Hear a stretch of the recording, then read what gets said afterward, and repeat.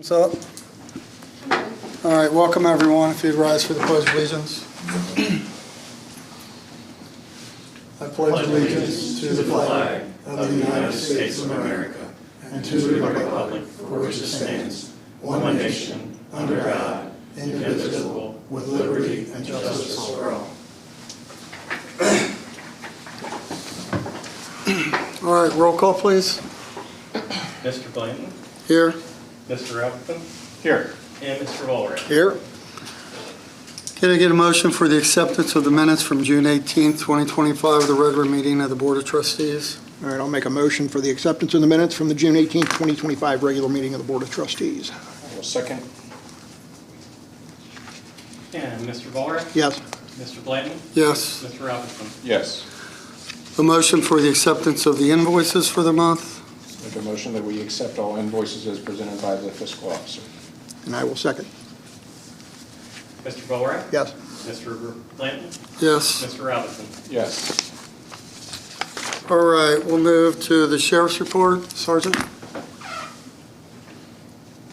don't know exactly what you need me to do, sir. I'm just filling in for Lieutenant McKellar. Well, he didn't give you a report. He sent us a report. You got it, Mike? He emailed me a list of statistics, but I don't know. It's okay. If you wanna reference it at all? I don't know if it's different from this. Okay, I wanna just run through it real quick, if you don't mind. Okay, I can read the statistics as they were presented. If you can, and then if we got any questions or any questions from the public, and then that's really about it. For the record. Okay, there were 283 dispatched runs, 222 of them were police details, 61 of those were non-billable. In service exchange, there were 112 occurrences. The Miami Township car requested outside of Miami Township. It was sent 88 times and it was disregarded or otherwise handled 24 times. There were 180 occurrences of county cars being requested into Miami Township. They were sent 103 times and disregarded or otherwise handled 77 times. 9 criminal reports were filed for June, 3 of them being for theft, 1 sexual assault, 1 stolen vehicle recovery, 1 threat or harassment report, 1 burglary report, 1 criminal damaging report. There were 9 non-criminal reports, a single occurrence each of found property, lost property, property damage, a death, an 80-case dog bite, an 80-case fire, and 3 80-case suicidal persons. Yeah, I mean, you don't have to go into every offense. Yeah, that's fine. You're fine. All right. So do you have any other things to report from the sheriff's office for the board? No, sir. Okay. Any questions from the public for the sergeant? Any questions from the board? I do have, I got one thing. sorry. I've received 2 emails. Again, I guess there's been some speed issues with some mailboxes being taken out on Zion Hill. They had the radar unit, the portable one set up going down the hill. Both these residents are reporting that the speed issue comes from Wesselman up, and they wanted to know if we could either set up some radar there or put that thing back going the other direction. So if we're going up the hill? Correct. Right by Hillview Woods. All right, I'll pass that on to Sergeant Bly in charge of our traffic safety. All right. Thank That you. would be great. Thank you. Thank you. And if you could, stick around for the next part, if you wouldn't mind. Gentlemen, can you check your microphones, please? Test. Are you good? You're good. All right. Mine's on. Public request to be on the agenda. Mr. Tom Reynolds. Come on up, sir. Just right up there. Right here. Thank you. Just state your name and address, and then My name's Tom Reynolds. I live at 7776 Rumba, and I want to thank you for giving me the opportunity to bring this complaint forward. And Sergeant, I want to thank you for all the policemen that have, over the last 4.5 years, that have run calls out on this problem, and you guys are the only thing keeping me sane. I don't want to complain about why it's taken 4.5 years to get there. I would like my wife to show you a couple of visual sounds from what we've had to put up with this past weekend. Why don't you go over there? Go over there so they can see what it is.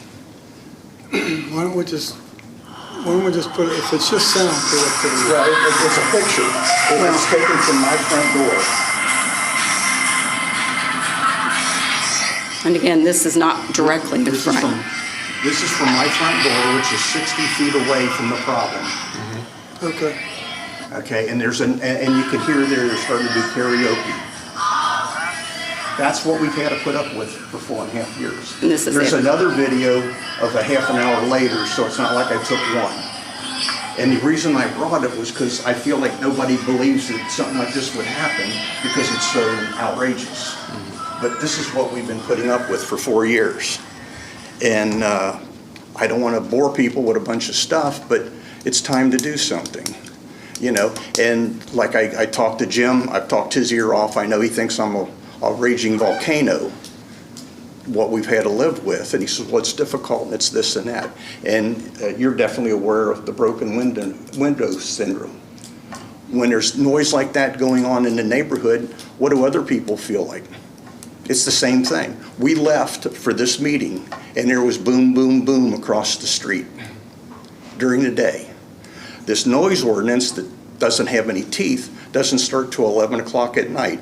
And my big argument is, at 11 o'clock at night, we can talk about decibel meters and all kinds of stuff like that, but at 11 o'clock at night, is there anybody in this room that would feel like they should be able to go to bed and hear boom, boom, boom, boom? Because this problem is happening 40 feet away from where my head is, that we've lived in that house for 35 years, and the noise is coming from 40 feet away in a garage that was converted into a bar, a literal bar. There's a bar there, there's 3 big screen TVs, and the noise you heard was, and it's not like you're used to, maybe you have a party at 6 o'clock and you have a little bit too much to drink, and all of a sudden at 10 o'clock they're still playing loud. They might not start till 10:30 at night. There was one time they started at 1:30 in the morning. They just get out there and drink, and they're singing karaoke 40 feet away from my bedroom wall. And so I don't want to hear about decimal meters. I just want to be able to go to bed at night and not hear boom, boom, boom, boom. And then during the day, what we put up with, on Saturday, they started, I don't know, 6, 7 o'clock at night. Real loud, well, you heard what was going on. Then at 11 o'clock, that went away, but then we just heard the soft music at night. And that's what I feel bad for your guys. I wait till 11 o'clock, 11:30 at night to place the phone call, which I placed a phone call at 11:30 Saturday night, because I don't want to do it right at 5 after 11 because they shut it off and you guys come out for nothing. Well, no sooner did I hang up the phone than all of a sudden the sound went away. So I don't even know what you guys heard Saturday night. Well, then Sunday, they're out there at about 11 o'clock. They got a pool in the backyard. Their vehicle, one of their vehicles, their guest, backs into the driveway and the hatch is up. I don't know if the sound was coming from there or from in the bar or in the back where the pool is, but we live in a small Ryan home, whatever it is. It's 40 feet by 25 feet, and all day long, boom, boom, boom, boom, boom. It's not right. Okay. Well, sir, Thank you. I know we talked on the phone, and I know we talked in person, and I'm not trying to say that we, we're not trying to just excuse it away with decibel readers, but. Yeah. No, but it's just, from now on, we got to move forward and do something. Sure. And I was thinking, I talked to Jim Monday, and that's when he put my name on here, and thanks for reminding me. He was talking about, he was looking up noise ordinances. Right. And he's finding that they're for cars. Mm-hmm. And there's not many for noise ordinances because that really wasn't an issue. Yeah. But why did people make noise ordinances for cars? because a car comes into the neighborhood and boom, boom, boom, boom, boom. Well, that's what we got. We got boom, boom, boom, boom, boom, but there's no wheels on that car that goes away. It stays there all night, and that's what we're living with. Well, and I've asked Mr. Brett, and we've talked about it, and talking with the sheriff's office about decibel readers. We've also talked about, engaging with our attorney to see if we can't give some more teeth to this noise ordinance. And it was, as you said, written with a specific complaint in mind, but Right. we need to look at broadening this, and so that's something that we are working on. Okay, I appreciate it. What about disturbance of the peace? Because they're disturbing my peace. Another issue, we had, they had a problem with barking dogs. I told Jim about it, so we got an ordinance on barking dogs. And then that made me think, okay, why do people have an ordinance against barking dogs? Because the noise comes into their house and they hear it. So it doesn't matter where it's a radio and you got to look at. I understand everybody's had a party, like I said, maybe got too far. You don't want to arrest somebody for that. But this is a deliberate thing. Like I said, it's the bar. They want to have their karaoke, their family gets together, and they just want to raise hell, but not 45 feet from my house, my bed. I understand. That's, I'm being redundant now, so. That's all right. All right, Sorry, thank you. sorry you're dealing. Thank you very much, because No problem. I felt like I haven't been heard, and then when we're living through this and nobody seems to care, it's like, that's what we brought it, so this is what we're living through. Appreciate it. Sergeant, I still don't understand why there's not I know there's loud noise complaints dispatched all the time, but why our deputy can't address this without us having a loud noise resolution? Because I totally agree with him. If it's loud enough to keep a neighbor up, they should be able to do something about it. Well, sir, the criminal law in Ohio really does not address it. So it essentially leaves it as a civil matter, which allows our officers essentially to go ask nicely. So that they're really, without an ordinance, there really isn't much teeth. You know, for me as an officer to go knock on somebody's door and be like, hey, turn it down or else, because we don't have nowhere else. And what I've heard is that the officers go do that, they turn it down, the officer leaves, and 5 minutes later, it's right back up. Well, see, it seems like you should be able to, I'm not saying they're not, but should be able to cite them then well, we'll get our ordinance straightened out and our resolution and then go from there, I guess. So are we working on this with Alex right now or not? We are, and it's just this is a difficult situation because it seems like they almost know when the sheriffs are coming. They turn it down for a while, then they turn it back up, and Mr. Reynolds has been extremely good at working with us. And as a matter of fact, he and I talked Monday, and he said, I'd like to work with you on a new ordinance because there's no sense in passing something that won't at least address what he's dealing with. Yeah. So, Definitely. and I brought a copy of our current ordinance that I was going to give Lieutenant McElroy. If I could make a suggestion, Harrison Sure. Township recently has been dealing with similar noise issues due to a bar that they have in their area that was creating noise into a neighborhood, and they were able to generate an ordinance that actually gave us a little bit to work with, so. Appreciate that. So we'll That's- definitely reach out to It might be them. worth reaching out to Yeah, them, thank get a you. copy of theirs. Absolutely. Yeah, definitely. It's easier to deal with a business. Anderson Township is having the same issue because a lot of places went to outside music during COVID, and now they've continued that. And they're having a lot of issues with complaints from neighbors because during COVID, nobody really complained because they were complaining about other things like being stuck inside. And but they're having the same issue. So I'll talk to Tom Lozekamp. I see him all the time and see what Harrison's got. Well, yeah, reach out to Harrison Township, at least let's see what they have, and let's get a copy of it and get it to Alex and see if we can use something similar to do that so we can get this done. Yeah. All right, we'll move along. The administrator's report, Mr. Brett. So I have a rather lengthy set of items to discuss, so I'm going to give you the Reader's Digest version of everything, and if you have questions, please stop me and ask. So otherwise, I'm going to try to get through these in a timely manner. So what's been number one on our list for some time is the Jordan Road water line. We're a little bit behind because the engineer had a medical issue actually with his wife, and he was out for a while, and he also compounded on top of that, he had 2 deaths in the family. So he's been out, so we're kind of, as I had said before, we broke the project into 2 phases, phase 1 and phase 2.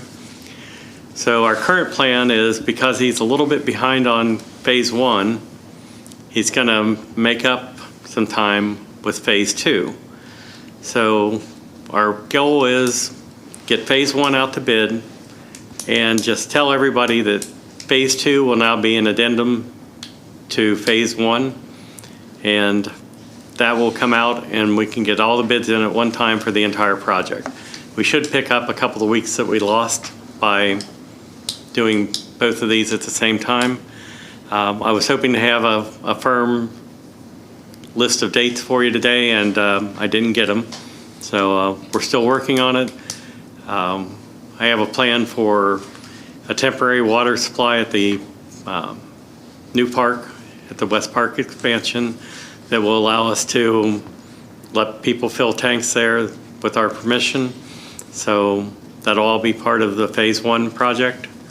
And So I'm hearing you correctly. Phase 1 is the West Park extension, phase 2 is Jordan Road, but we're going to put them out to bid at the same time, is that correct? phase 1 will go out to bid, and while it takes, I think legally we have to advertise that for 4 or 5 weeks. So once we get it out to bid, we're just going to let the bidders know that there'll be a phase 2, which will be an addendum. And so everybody knows up front that that'll be coming, and we'll set the bid date so it all rolls into one. So, because if it's an addendum, it doesn't have to be advertised for as long. Okay. So, been a challenge, but we're getting there. I originally had said that the road work had started and that we hoped to have it done next week, but they actually got done early. I think they did a great job on what they did. You've used this company for years, since before I was here, and last year we had some issues. They have a new person this year that was riding herd on things, and I think she did a great job. And other than the street sweeper keeping up, which they were flying and putting this stuff down. And last year, if you remember, a lot of the complaints we had were because they didn't sweep the streets after they put the tar and chip down.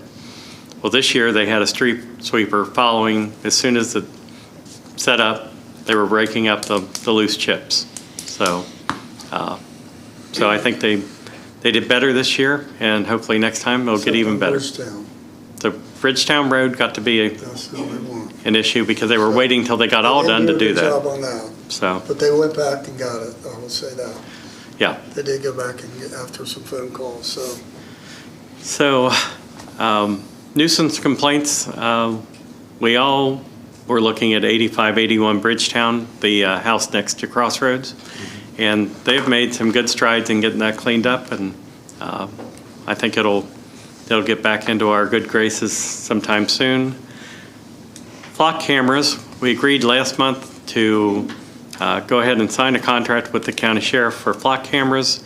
They're still working on the locations because we wanted to have some input on that.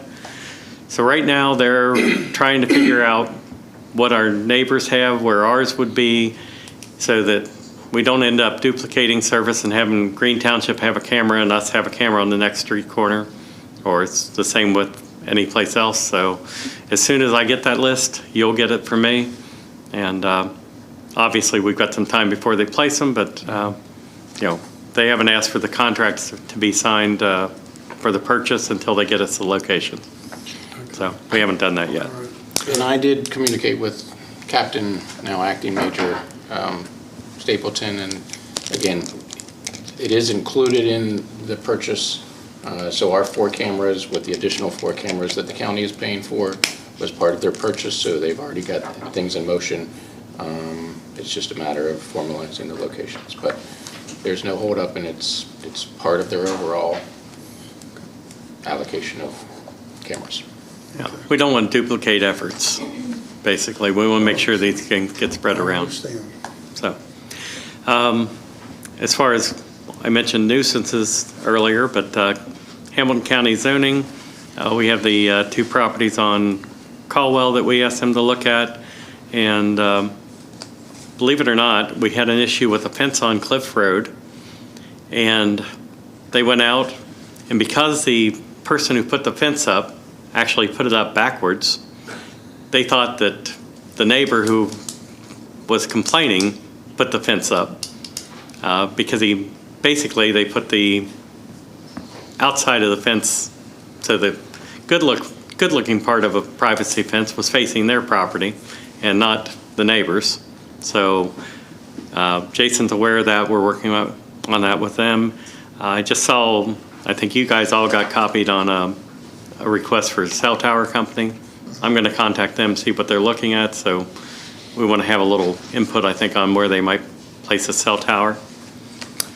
Let's see. Next, the fire department has an old smokehouse trailer that we don't use anymore, and the chief would like to have permission to sell that. We want to see if somebody local would like to buy it first. If not, we'll put it on Gov Deals and see what we can get out of it. And he would like to take that money and sometime put it towards bounce houses or something like that that's more usable for what we're doing. Do we need a motion on that to be able to do that? I think just an okay, but actually a motion would probably be good. So, You want me to do that now? yeah, that'd be great. I will make a motion to get the authorization to sell the fire department smoke trailer. I'll second. And Mr. Volrath? Yes. Mr. Blanton? Yes. Mr. Robinson? Yes. Thank you. I like the outreach, but Yes. it's seen better days. Yeah. It needs a lot of repairs, but somebody will want to take it and use it, and if we can get it to a local department, then maybe we can borrow it back. Sure. So, Absolutely. so there are, Trustee Robinson and I both attended an Alloy Development meeting, and at that meeting, they were discussing a Hamilton County program to upgrade the streetscapes in your neighborhood. So when I got that information, I contacted the new owner of the Blush and Day Pharmacy building, and he's interested in doing that. It's a matching grant. He would have to have our approval on what he wants the grant for. We don't have any money involved.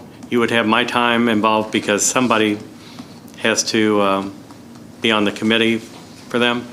But this is a great opportunity for someone with a business that wants to upgrade to, if they wanted, they can get up to $100,000. So if they want to upgrade their facade, whatever they were going to spend, they can now get twice that much and make it really nice. And so he's very interested in that. We're going to see if we can get that to work for him. We're waiting on pricing from Playground Equipment Services and Forever Lawn because we talked last month about doing a turf infield for West Park. I put on your desk the bid from Forever Lawn, and we haven't got the bid from from Playground Services yet. But and I actually have a sample of the turf that they were talking about. This is a couple of the turfs, just so you can see what they're talking about. To do just what's in grass now, keep in mind this requires an underdrain and things like that. To do just the grass part that's in grass now, including the foul area, they're looking at $283,624. Or if we do the entire infield, including the dirt area out to the outfield line, they're looking at $450,000 $583. So I'm not sure where playground equipment services will be in, but that at least gives us a ballpark of what we're talking about number-wise.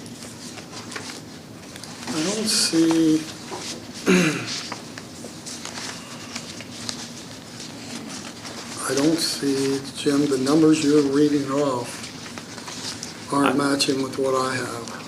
I added both the What did you add? Options. Option 2, all the alternatives you added to it? yeah, I added that in. That would be the most, Okay, I got it. so. Okay. And it was interesting because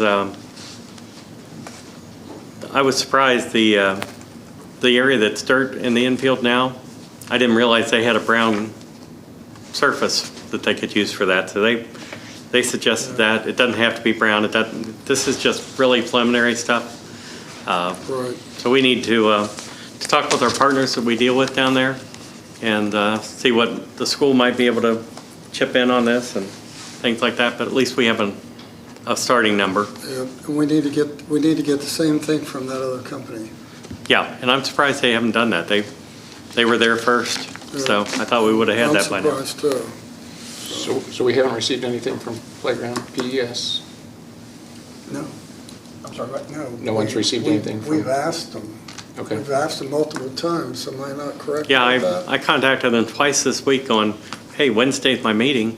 Just So send me a we want- ballpark and tell me it's we- close. Yeah, so reach back out to them and try to get it from them ASAP so we can get it to the board and let us review it before our next meeting coming up in August. Yeah, if I have to go sit at the guy's desk, I will before the next meeting. This is for the high school field? Just for The what's field the high field. school plays on, yes. Just the field they play on is Fleming Township field. All right, continue, Mr. Brown. All right,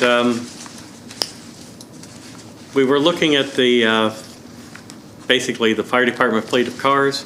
I gave you some information on the cars and the trucks that they have now, just for your information.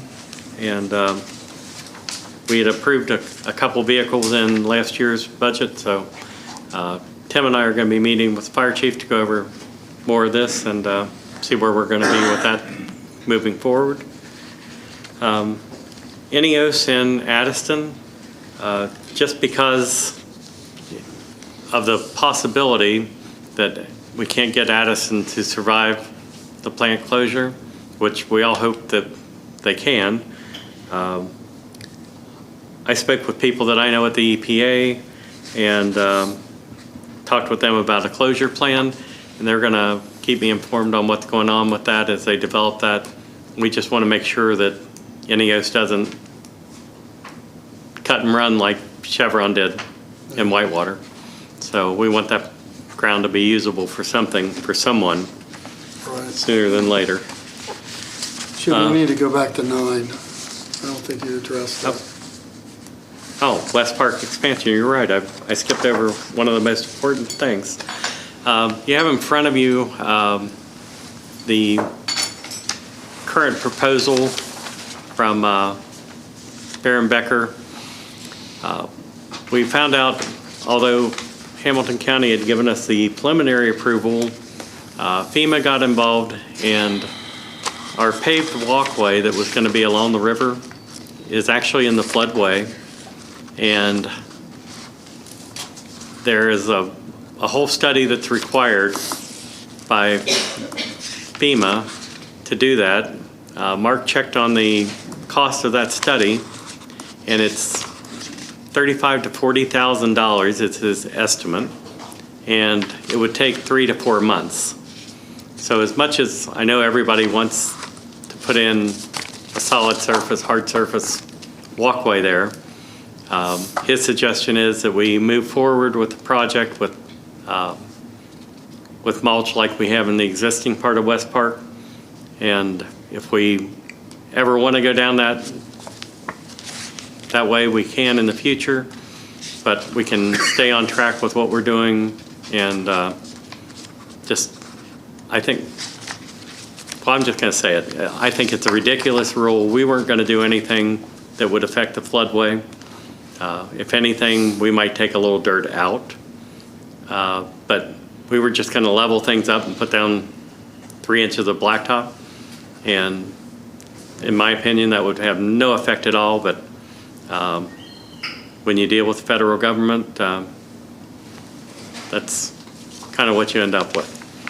So we want to keep moving forward on this. So if that's what we have to do right now, we can always go Yeah. back and address this with the new study or the permit, and then go back and do it later on.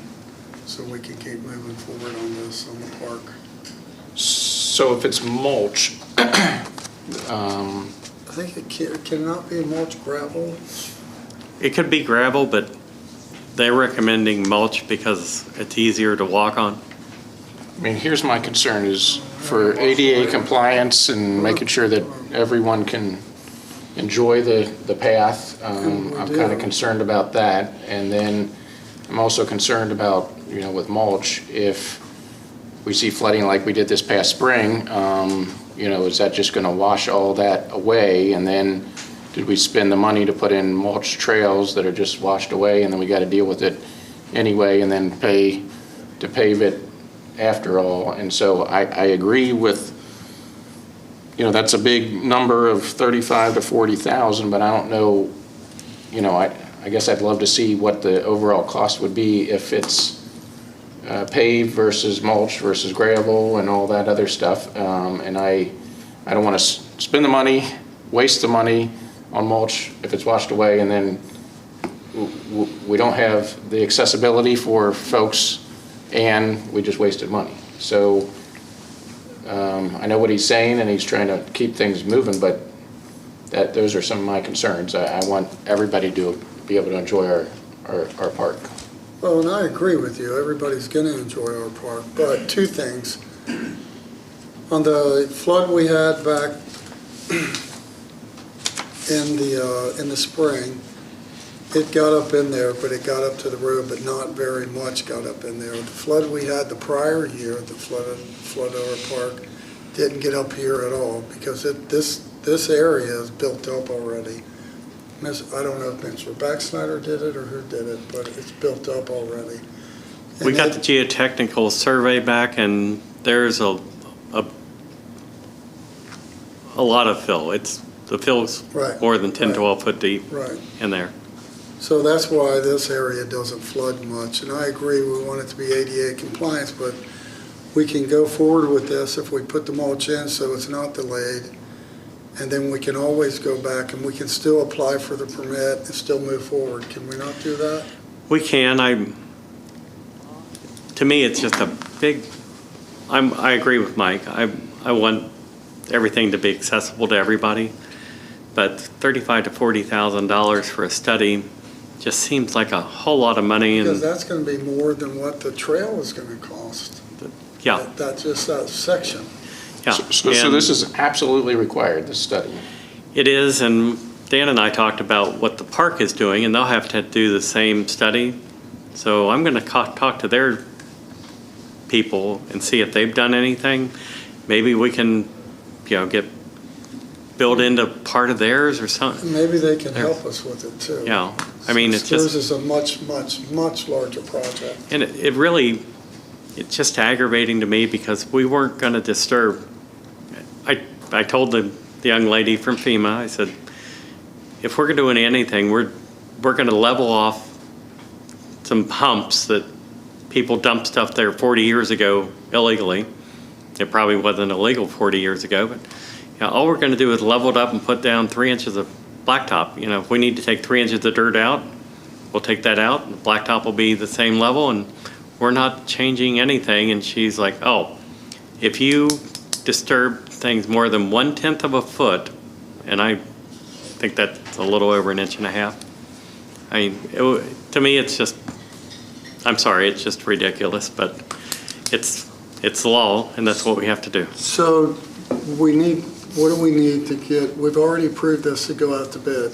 What do you need from the board so we can move forward on this? I really don't need anything than your knowledge that we're going this direction, and if we want to do it, If we want to keep what I would moving say forward, right. then I say yes. Well, if we wanted- Get it done, we can always apply for the permit and always put in the asphalt. And we're out the But then the there's mulch. that, then we're wasting money to spend more money if we do that. Well, no, why would it be wasting money to spend more money? What?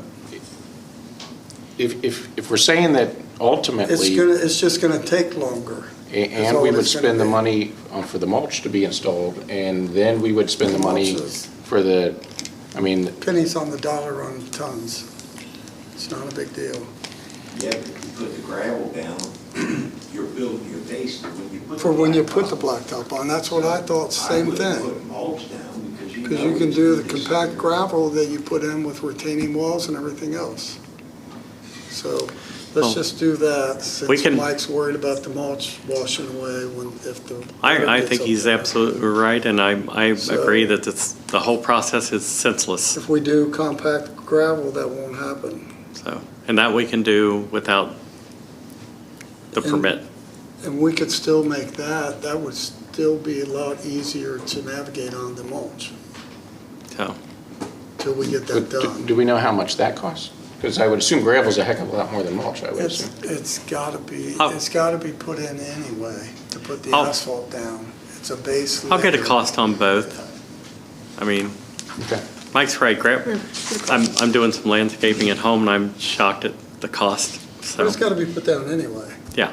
So, I mean, if we don't wanna wash away, we do gravel. If we don't care if the mulch washes away, then we do mulch. So let's do the base with compact gravel. Buy mulch and buy mulch and Right, buy mulch, right. so. And you just buy the gravel one time. Yeah, and I don't want to speak for Wayne, but I'm fairly sure he doesn't want to replace the mulch every spring. So, No comment. No comment. So what does this do for the overall timeline and project, I guess? it won't affect the overall timeline, just mainly if you really want to go back and do this right, you know, when you're looking at a $3.25 million project in round numbers, say $3 million is 35 or 40,000 worth the investment, and you don't have to make that decision tonight. So when you say it doesn't affect it, what is it still beginning of November that I've heard the last 3 times that I've asked? Is that still what you're operating at? We're gonna meet with Mark. I've forgotten, 28th or 29th? 29. 29th, and review everything and get it out to bid the following week. So end of July, 1st of August. And we should start breaking ground in, I would say, mid-September. So I'm somewhat The last concerned. conversation I had with Mark is that he told me that he did not think that it was possible to get this done this year. Well, what I think we're going to end up with, if we're going to get the earthwork done, and then so that we don't end up with a half-baked project like we did with the Pat and June Memorial Park, we may just cut them off depending on how far they get, and have them start when the weather breaks again, so we don't end up with the mess that we ended up with down there. We'll just have to see how fast it moves and what the weather's like. So. Well, I'll revisit that with him on the 29th and see, so let's just move forward then. Yeah, that's my suggestion. All right, let's move along. So, all right, I was kind of excited to get to the next item because it's finally something that doesn't cost money. It'll save us money. There's 2 things going on with the cemetery that Tim and I have been working on. One is he had an Eagle Scout contact him, and I talked with the candidate, and we're going to settle on benches. The Eagle Scout is going to put the benches together, remove the old ones, and do that as his Eagle Scout project. And so he'll put everything together, and we'll show him how to mount them.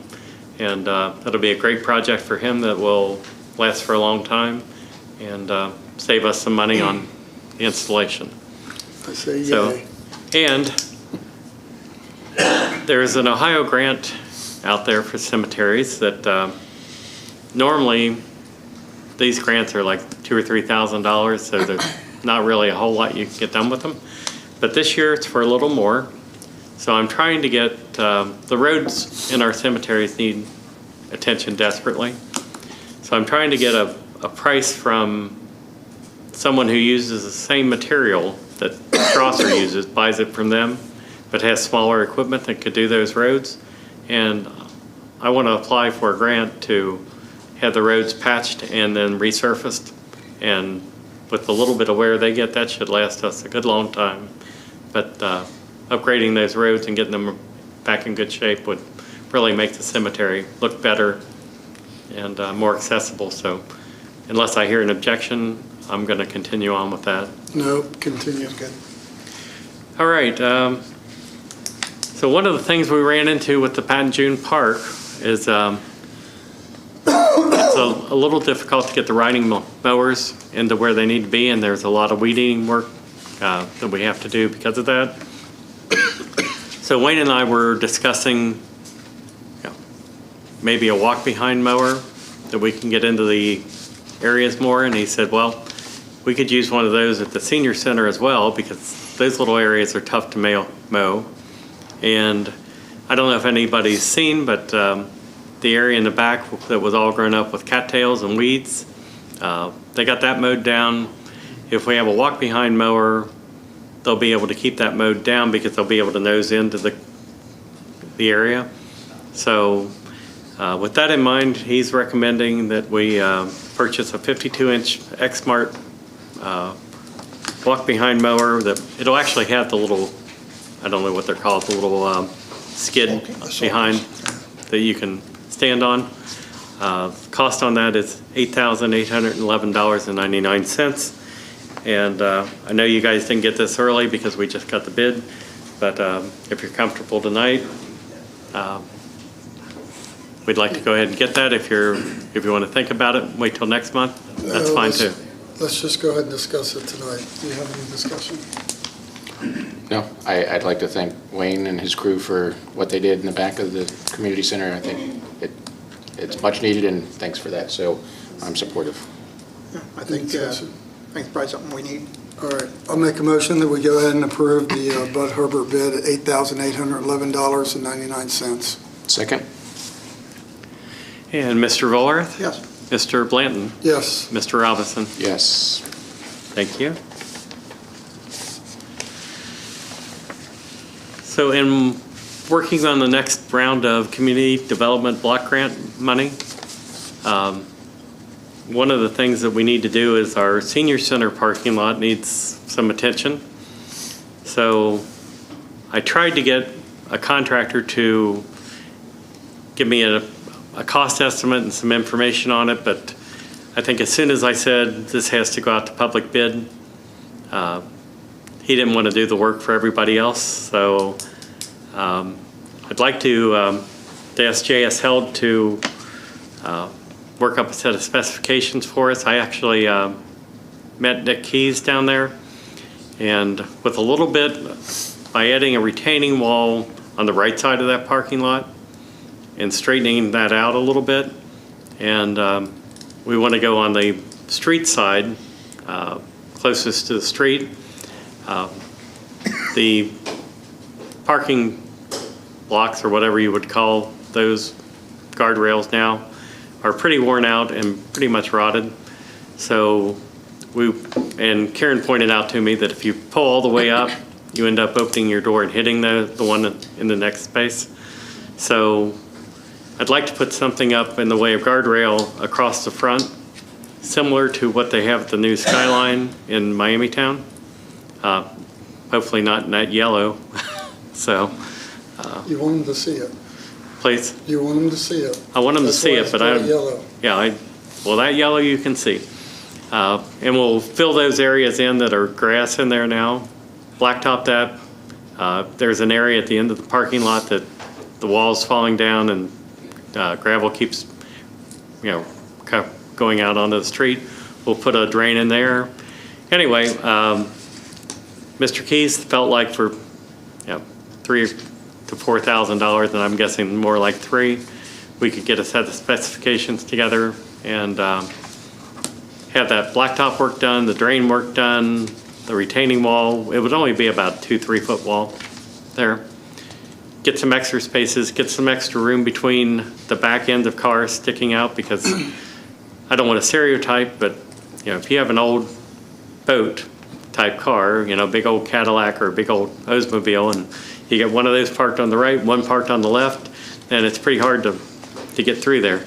So if we can expand that area, we've got a little bit of full depth blacktop repair to do, and reseal the parking lot, restripe it, and also, we've got some work to do on the library side. We can work that all into one and have the place looking good, and then when the library gets moved out next year, we'll have some extra parking. All right, what do you need? Any discussion? What do you need from the board, Mr. Brett? I don't need anything from the board except the okay to spend $4,000 with JS Health. All right, so we need to okay that. Yeah. So, any discussion? Any discussion? All right, so I'll make a motion that we approve our administrator, Mr. Brett, to contract with JS Health for all the reasons that you just read for the parking lot of the senior center, the Miami Township Senior Center. So I'll make that a motion. All right, I'll second. Mr. Volrath? Yes. Mr. Blanton? Yes. And Mr. Robinson? Yes. Thank you. While we're continuing, by the way, the exterior of that building needs some work too, and I'm putting together a list for that. But my next thing on my list was the exterior of this building. I asked the cedar siding repair company that gave us the quote last year to refinish this building to send a sample of the chemical they use to clean and restore wood to Timbercraft, who supplied the timbers for this building. They're going to test that material on, believe it or not, they keep timbers that are aged about like ours, so they'll be able to look at pictures of ours, take it out, test it on the timbers, and see if that chemical will work. If not, Timbercraft is telling me that the way to bring this building back to life is to corn blast or ice blast, which I think is CO2 blast, the timbers. So the chemical would be a lot cheaper than that, so I'm hoping that'll work. And I'm just letting you know that we're working on that because Mike has been on me to get this done. So It needs it. it does. So let's move So, forward. because this is still a beautiful building, but we've got to get this under control before it gets any worse. Yeah, totally agree. Yeah, I would like to give some attention up here, and I just think that it sounds fun to say corn blasting and ice blasting. I think that sounds like, I want to be there when they do that, whatever So- that is. But, They tell me that the closest person that corn blasts that they know of is in Terre Haute, Indiana. So I guess they have a lot of extra corn, but if that's what we have to do, I'll find somebody to do it. So, anyway, on to SCBA units for the new ladder truck. The truck is going to be delivered soon. Because we're going to keep the old Quint in service, we're going to have to buy 6 new SCBA units for that truck. Total cost is $66,842 for that. And I have that on your agenda tonight, or you're welcome to address it now. Yeah, I think I don't think we got any real choice on this. No, it's amazing to me. I guess I'm just getting old. I didn't hear what you said. I don't think we have any choice but to order these breathing apparatus. Any discussion? no, I know that in talking to Jim, he says that he, the chief, and Trustee Volrath all think that this is absolutely necessary. So if that's what we need to do, then that's what we need We've to got to do. have safety equipment. Yep. You didn't make a motion? Yep, I'll make a motion to move forward with those self-contained breathing apparatus for the new ladder truck. Total cost of $66,842. I will second. Mr. Volrath? Yes. Mr. Blanton? Yes. And Mr. Robinson? Yes. Thank you. So just an update, the other paper that you have in front of you is a proposed sanitary sewer layout that will keep will eliminate a couple of the sewers that are on our property and an easement back here. So this is to service the UDF store and James Landing, and basically everything in between. So we had a meeting here with all the stakeholders, UDF, Baker Insurance, Tim Helms with James Landing, and MSD. That was a preliminary. We had another meeting today, and looks like we can make this all work. I'm going to find out next month about, once we do this, we might be able to get them to abandon the easement that they have for sewers on our property, so it'll give us a little more room back there.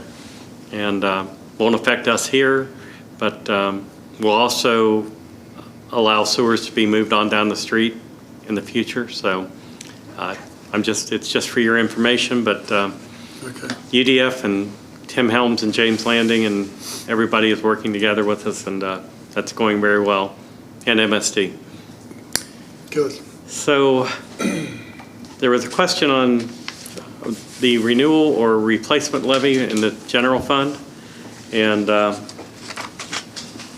talking with everybody individually, I think everybody's decided we probably don't want to try to get a renewal on for this year. But under old business, I have a request to the auditor to go ahead and get the rates for a new renewal and a replacement. So if and when we decide to do that next year, we'll have that information available. So you don't need to do anything with that until old business, but yeah, and you can discuss whether you want to go ahead with that renewal or not at that time. So when's the renewal run out? it doesn't run out till the end of next year. Okay, so So- we got time. If we don't do it this year, we Yeah. have time. Okay, So, but I would like to, at least if we find out what the rate is, yeah. then Know what the the, increase is. the State House did pass the part of the budget bill that said they're not going to allow renewals. But my understanding in speaking with some House and reps that they're going to come back and revisit that because they realize that, you know, it's not really fair not to be able to offer that to the residents. All right, so you're drafting the new resolution? Yeah, So actually, the wording was incorrect because we've already dealt with this issue. yeah, and the way in the past, with the auditor's office, you could basically send an email and ask for the amount. Well, I guess technically that wasn't allowed. So when we tried to do the resolutions on the fly, we didn't get the wording quite right. So I had Alex correct that. So we have both resolutions for the renewal and for the replacement that I'm going to ask you to approve again. And it'll give us the same information that we thought we were getting last time. Okay, and we need to do that before what date? Well, we need to do it today. The auditor can have it for 10 days. Then if we decide we want to put a levy on in November, we would have to do that before August 7th. Okay, so we So- need to approve the resolutions today? Yeah. Okay. So, but that doesn't mean we're putting a levy on. It just means we're asking the auditor to give us the Right, amounts. Right, So, right. Thanks for clarifying that. Do we want to deal with that right now, or do we deal with it later on with old business? we can deal with it right now if you want. Yeah, let's just deal with it now. Is any discussion from the board about it? No, I am, I mean, I'm pretty clear where I stand. I'm not supportive of putting it on this November, but I don't think that there's a problem with getting the information. Yep, I agree 100% with you. Nothing on in November. Just get moving. So if you want me to read by title only, Resolution 2025-14, Just the title, yeah. resolution declaring the necessity of levying a tax in excess of the 10 mil limitation for the purpose of providing current expenses for Miami Township. Said levy to constitute a replacement levy of the .46 mil levy for 5 years in the unincorporated areas of Miami Township, and further requesting the county auditor to certify the matter in connection therewith pursuant to Ohio Revised Code 5705.03. All right, sounds good. Do I have a motion? Yeah, I'll make a motion to go ahead and approve Resolution 2025-14. Second? And Mr. Volrath? Yes. Mr. Blanton? Yes. Mr. Robinson? Yes. Thank you. So we have the number for the new tax rate. So just again, for everybody's knowledge, the replacement levy or the renewal would be at the old valuations. That's what the state legislature said we can't do anymore is replacement levies after January of 2026. A replacement levy would be based on the new values. So we'll know what the amount is for the new values, and we can always lower the amount to bring in the same amount of money so it doesn't cost people more. Right. So, or if you choose to ask for more money for the general fund, you can raise it, but I don't see us doing that right now. But anyway. And again, as you stated, the state legislature may revisit that. I think they are, and I think it'll be turned over. Yeah. So. Let's just get the cost of what it Yeah. is back from the auditors. So Resolution 2025-15 is a resolution declaring the necessity of levying a tax in excess of the 10 mil limitation for the purpose of providing current expenses for Miami Township. Said levy to constitute a renewal levy of 0.46 mils for 5 years in the unincorporated area of Miami Township, and further requesting the county auditor to certify the matter in connection therewith pursuant to Ohio Revised Code 5705.03. I will make a motion that we approve Resolution 2025-15. I'll second. And Mr. Volrath? Yes. Mr. Robinson? Yes. I'm sorry, Mr. Blanton? Yes. All right. I have a couple of things that aren't on your, well, I have one more thing on your agenda. I have a couple items that aren't. One of the things that we've been talking about and looking for someone to do is our HR work. And we've looked for someone part-time, haven't been able to find anybody. And we have a lot of policies and things that we need to memorialize, get on paper, and set in stone. So with that, One Digital, who we went to with our health insurance, also has a division that does HR work. So I'm asking you tonight to approve a contract with them for 8 hours a month, $1,200 monthly, and then we can use them for more hours or less hours as we need and see fit. I would hope that we would have most of this work done by January, because I would love to have all our policies and everything tied up in a nice Christmas bow for your approval come January 1st. Yeah, this has been a thorn in my side since the day we started, and again, I've made multiple attempts of trying to improve our HR functions here, and I wholeheartedly support bringing on One Digital to help us in a consulting role. I think it's cheaper than hiring someone with the benefits and everything that go along with that. So, and the other thing that I like about this is that we're not locked in. It's month to month. We can change it, increase it, decrease it, or cease the contract altogether at any time. So I'm hoping that this is the answer finally, but something that I've been passionate about. So if there's any discussions, otherwise I'll make a motion. No, more discussion. So I've talked to Mr. Brett about this also, and then so I'm okay with it if we approve all the way up till December, but I don't want to go past that. So let's do the next 6, what is this, July, August, October, November, December. Let's do the next 5 months. And you told me that you think we can get this done by the end of December, right? That's what you just said. That would be my goal. Okay. At least to have So the bulk of the work let's at done. least set it till the end of December, so we have an expiration date. So we're not running over to February, March, April, June of next year.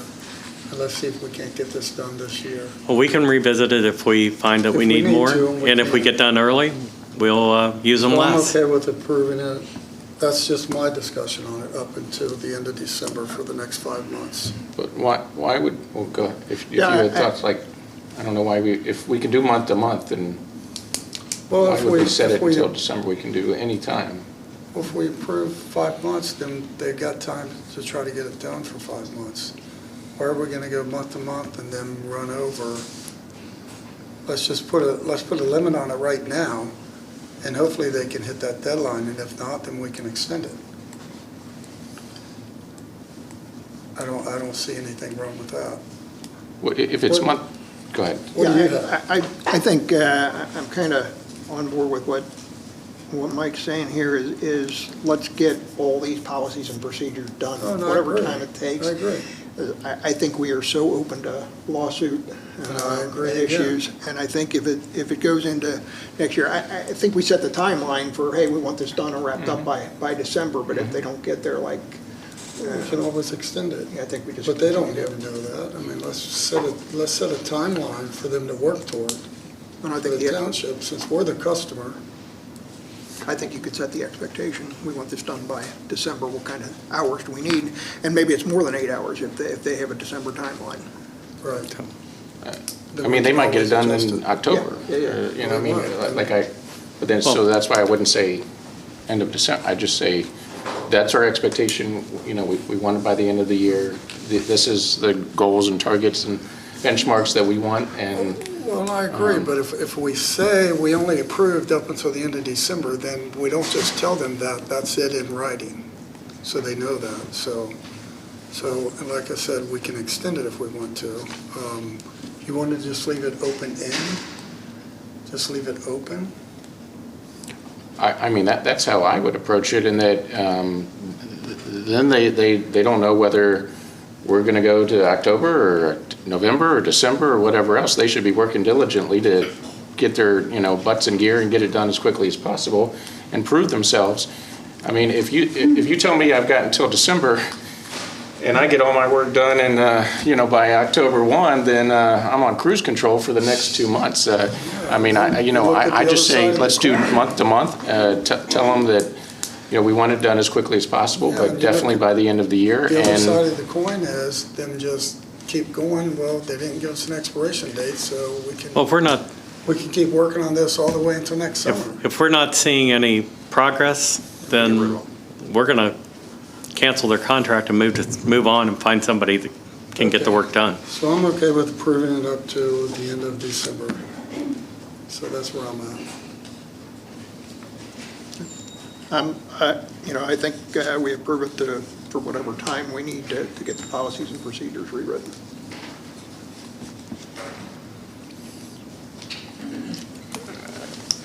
Okay, I'm not sure where we stand, but, you know, I'll make a motion that we approve the proposal for One Digital for HR work at the cost of $1,200 a month for 8 hours per month, as Mr. Brett presented it. All right, are we not setting the end of December as timeline? If you're leaving it open-end, that's fine, I'm not. With the caveat that it is expressly, you know, communicated, but I'm not gonna, I don't think we need a timeline. I think we communicate that this is the expectations and that we need to, you know, we hire an administrator to stay on them and monitor the progress, and so that's kind of what his job is, but that's where I stand. Okay. I would agree with that. I'll second the motion from, All right. Mr. Volrath? yes. Mr. Blandon? No, Mr. Robinson? Yes. All right, I just have a couple things that didn't make your sheet that kind of came in late. For the past few months, I've been repeating that Kim has been working diligently to consolidate our Duke bills. So she had to get on the person she was working with, but just to give you an idea of what happened, after we took over the Indian Walk lighting district, when their homeowners association took over, that brought us to 50 electric accounts for the township. She was able to consolidate Indian Walk, that brought us down to 29. through her efforts, she now has them down to 21, maybe 22 bills, and she has eliminated 5 accounts that we were using so sparsely that they were only used every now and then, or a couple of them were truck plug-ins that weren't being used at all. So by eliminating those accounts and combining them with others, we're going to get a refund of $920 or $930 this year, and we're going to save over $1,000 moving forward every year.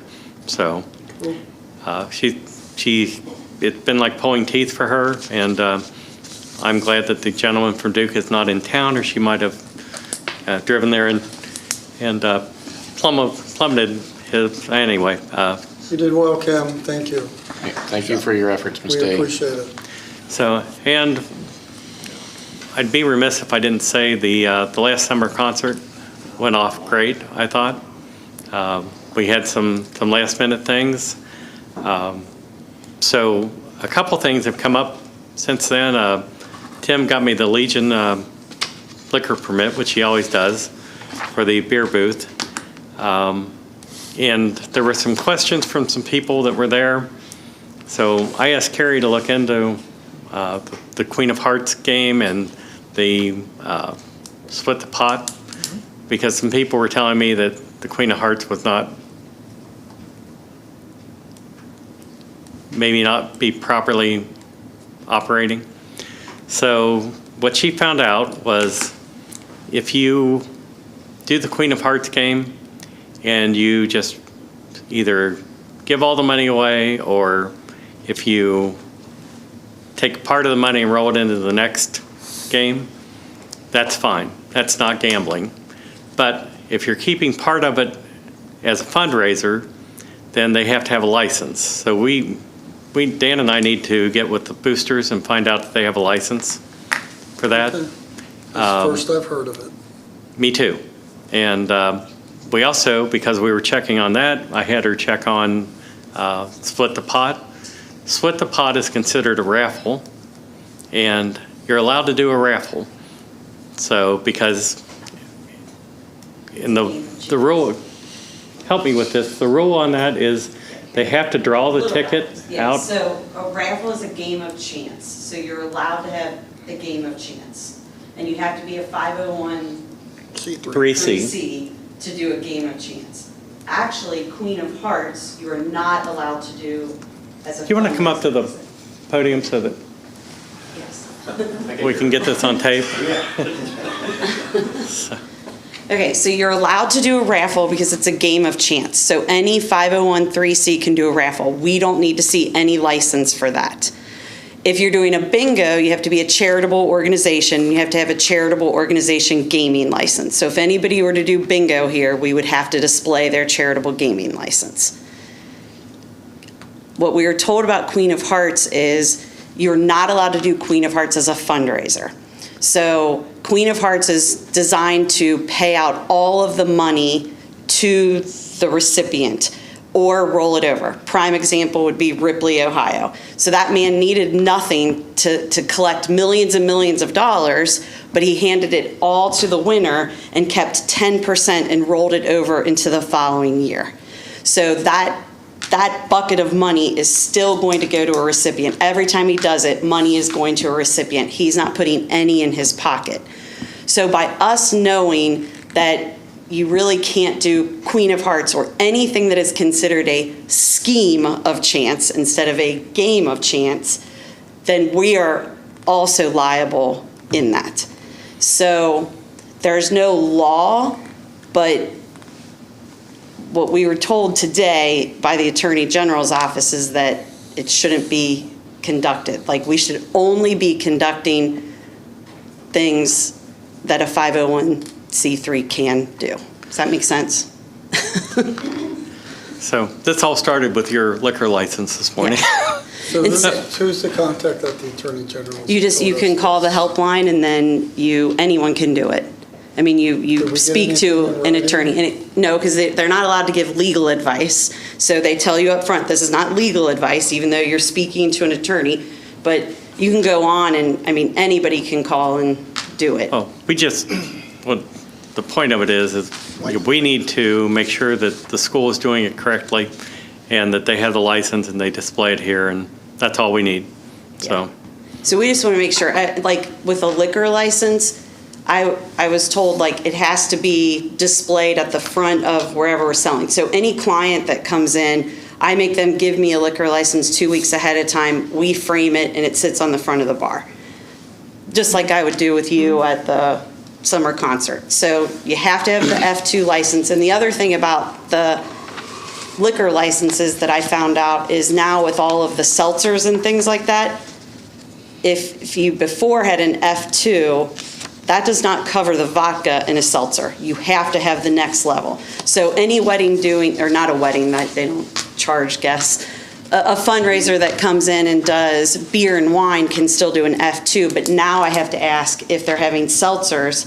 If they are, they have to pay the higher, it's a money grab from the state, obviously, but we don't have a choice. I mean, our hands are tied. And I just remember when I first got here, Paul Beck came to my office 3 or 4 times and said, don't be the reason people can't bring alcohol in this building. Get every license you need. And that has stuck with me, and I've been scared to death ever since. So I am like on it with these licenses, so. And even though he's not here tonight, you know, he's gonna hear about it. Yeah, exactly. Thank you.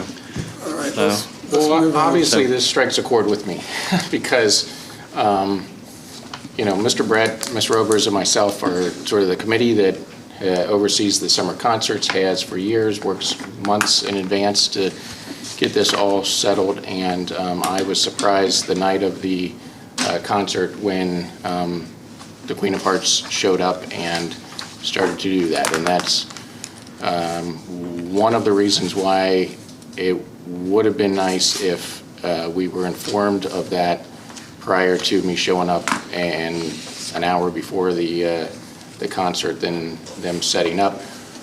I am concerned that we may have opened ourselves up to a liability that was unnecessary, and we could have vetted that ahead of time if we knew that they were coming. So if the board is going to make decisions without my knowledge or the administrator's knowledge or Ms. Rober's knowledge about events that we're organizing, I'd respectfully ask that that we be told ahead of time, because I was told that you guys decided that on your own. So we have another concert coming up August 1st, and I don't know if... All we're gonna do is see if they got the 501(c) or what they can do to get it, so, and that's it. No, it And then isn't we'll if they find have out. a 501(c). We'll head a, That's not it. hold on. We'll find out if what they can get, what they're allowed to do, and I'll have them reach out to the Attorney General too, and Mr. Brett will too, and then see exactly what is what. If we're not allowed to have them here, obviously we wouldn't have to have them there. We haven't decided any events. It's a nonprofit. The Boosters is a nonprofit organization. So they asked to come up. I asked Mr. Vorath, he was good with it. Yeah, we should have reached out to you and told you about it. We did not. And I informed you that they're supposed to come August 1st. We'll make sure this is cleared up with Mr. Brett, and he can advise the board beforehand, and then we'll go from there. Okay. That's all we can do. But you guys decided, when was that decided? It wasn't decided. I was okay with it. They asked me, and I called Mr. Vorath, and he said he didn't think it was an issue either. They're a nonprofit. The Boosters are a nonprofit organization. I get that they're a nonprofit, but the issue is that the two of you decided we're a board, and we're supposed to be deciding as a board, and you're making decisions Well, I thought on the Mr. phone. Brett reached out to you. If that didn't happen, and you told me that didn't happen, I mean, it's already past the wayside. I told you August 1st they were coming to the next one. Now we have to see if they'll even be able to. And didn't you say there's not a law? Didn't you say that? Jim, why don't you Exactly reach what- out? I don't know why Carrie's reaching out instead of you. Because I'll tell you why I wanted to reach out, because I need to know a permit process. I can't do events if I And don't I know didn't a say permit you process. couldn't. So I've sat with I know Scott that. for hours to learn the permit process on zoning just to bring the stage. I mean, we have spent, I bet you, 12 hours trying to do permits for the stage. So to figure it all out, I mean, I call the liquor board every single time I have a question because I don't want to do anything wrong because it's my name on everything. And I don't want to hurt the township, and I don't want to hurt my job, and I don't want to hurt an event. So I wanted to make sure of everything. So when I know there was a helpline, basically the bottom line was, her words to me is, I cannot give legal advice, but I can tell you that Queen of Hearts cannot be used as a fundraiser, and now you guys knowing that, you have to decide what you want to do, because if somebody would come and double check this, then we are knowingly letting them do something that we know is not allowed. And we, as a All township, right, we'll find out. that's probably not right. Oh. So I'm just We'll find out. protecting myself, the boosters, you guys. I feel like I'm not doing my job very We will- well if I don't check things. We like will that. find out. We will find out. Oh, and if the Thank you. boosters are doing it unknowingly, then we're doing them a favor because we want to get them legal so that Well, I agree. everything And I agree. is above I boards. agree 100%. My issue, again, is, so you just said, and that you informed me that they will be coming August 1st. So you guys decided that they were coming in June, and then you decided that they're coming in August, so long as that it's approved, correct? If it's legal. If it's legal. we You've can- decided yeah. that's Yeah. happening. Are you against it? No, again, my you're issue against is, it. I'm not against it. My issue is that you're deciding, the two of you are deciding without, Okay. where did you decide it? Did you decide it in Give a input meeting? right now. But you've already told me you've decided, so it doesn't really matter. That's the problem. This is supposed to be a board, and you're deciding without even consulting me, and Look, it's my event. If you want to talk with afterwards, it. I'll be glad to talk to you man to man. Okay, Okay, let's move along the meeting instead of sitting here okay. nitpicking. Let's move along, because I've got another issue about the summer concert. Good And Lord. so Okay. the other issue is that I had people. Hold on a minute. Okay. Hold on. Mr. Brett, are you finished? Finished with that part? Yes. Okay. Are So you that's finished my with your report. whole report? Yes. Okay, let's move along the meeting. We'll address your issue when it's your time to discuss. But it's your part of that issues. issue, that concert. Okay, we'll address it when you get to your, Okay, when we recognize you as a board, we'll address it then. okay. Let's just move along and try to get our meeting within 3 hours. All right, Fire Department, Chief Schuman, is he down here? He is at the Ohio Fire Chiefs Conference, so Okay. you all have the information. If you have any questions, I'll try to answer it. If anybody wants a copy of it, we'll be glad to get you a copy of the chief's report. We put that in our minutes. Is that a possibility? Put it in Just your, the runs, things like that. You can have my copy right now.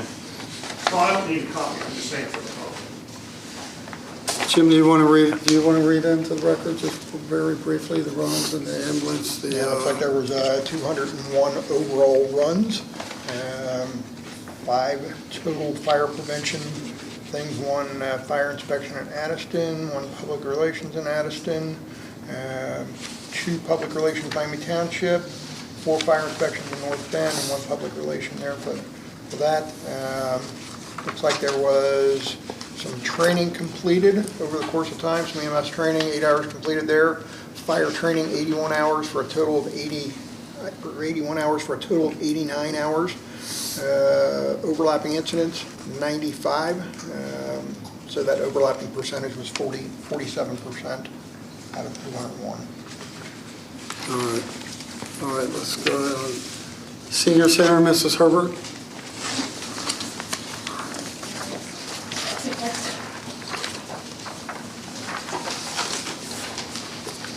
Hello, everybody. I got a pretty short report, actually, this month.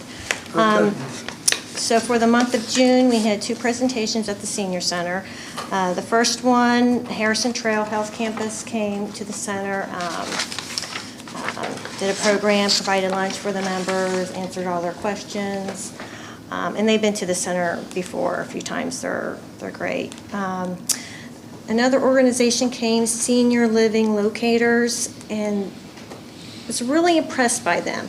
So if you have a loved one that needs to go to a nursing facility or assisted living, a lot of people don't even know where to start, what to look for, and they don't know. So these people work hand in hand with you, actually, and go to different places and tour places and find places that meet your needs, your financial abilities or what. So I don't know, it's a good organization.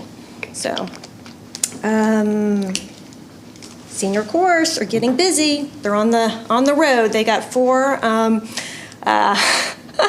concerts scheduled. Bridgetown Nursing, Hillebrand Home Health, Northgate Park Senior Living, and Bailey. So yeah, getting popular out there. So and they performed at North Bend Church too a couple weeks ago for their community dinner. So yeah, so that's exciting. And then members went to Belterra Park to watch the horse races. And that's it. That's all I got this. Good deal. Pretty short. All right. Any Okay. discussions from the board? Any questions from Mrs. Herbert? All right, thank you, Ken. Great, thank you. Thanks. All right, Maintenance Department, Mr. Miller. Good evening. Afternoon. I like that shirt. Thank you. Always been trying to keep up on the grass, everything growing, but I did meet with Hendy about doing the inlets and the curb. He should be starting it this week. Okay. We've been cutting back some of the roads for sight distance winter time. There's the emptying garbage and trimming stuff to other parks. And then down at the government markers at the senior center they stole, Andrew George did return them, or got them for us. New ones, we replaced those, so they're back in. Those are back in. We poured 20 foundations for headstones over there this month. Empty garbage, maintenance equipment, mainly just cutting grass, like treading water, trying to keep up.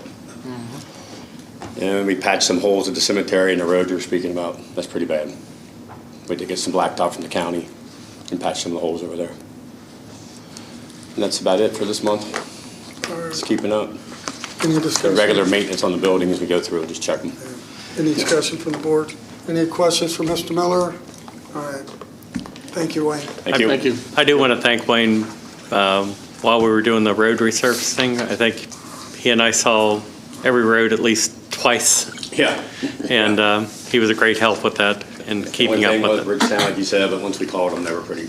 Yeah, and they were good. They got out there. They did. And thanks for just being accessible. I know with those summer concerts and the electric and all that other stuff, it was a lot. And thanks for all you guys do. All right, Mrs. Robers, you're up.